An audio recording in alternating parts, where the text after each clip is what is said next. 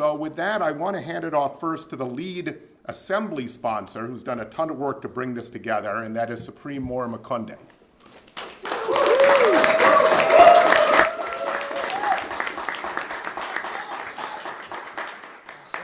Peace, everybody. Good morning. My name is State Representative Supreme Moore Omokunde. I represent the 17th Assembly District in Milwaukee, Wisconsin. And I'm joined here by State Senator Chris Larson, our legislative colleagues, and a host of supporters and co-conspirators, if you will. There was a gentleman, a great American by the name of Martin Luther King Jr., who gave a speech in 1963 at the Washington Monument. It's most commonly known as the I Have a Dream speech. That was one of his lines. But he also used another line. He talked about the fierce urgency of now. And he used it in several other speeches, but that's where we are right now. We're in the fierce urgency of now.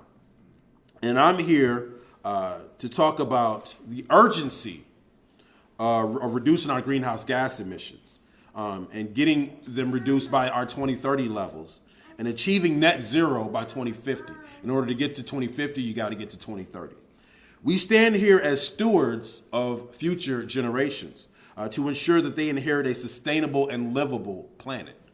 We are looking out for all of our constituents, including our constituencies of land, air, and water. There are many pathways to getting there, and the journey of 1,000 miles starts with a single step.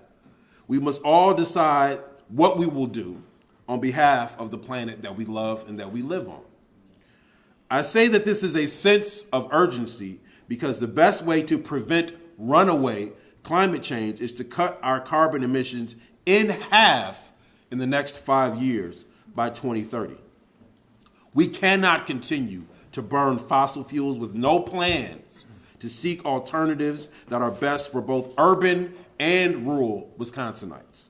We must develop a plan now that centers racial and class equality and gets us on a path to net zero.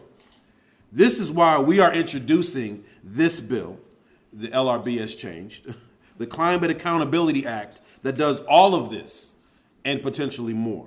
You don't have to be an environmental scientist to notice that climate change is real and to see the effects of it, from record storms to wildfires to flooding in other parts of the country.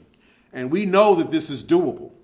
We can also create the kind of long-term, family-sustaining green careers that assist in this effort. We can create the kind of transitional jobs that help us meet our 2030 and 2050 goals. We must have the political will to get this done in a bipartisan effort. And I believe that the door is open for all of this.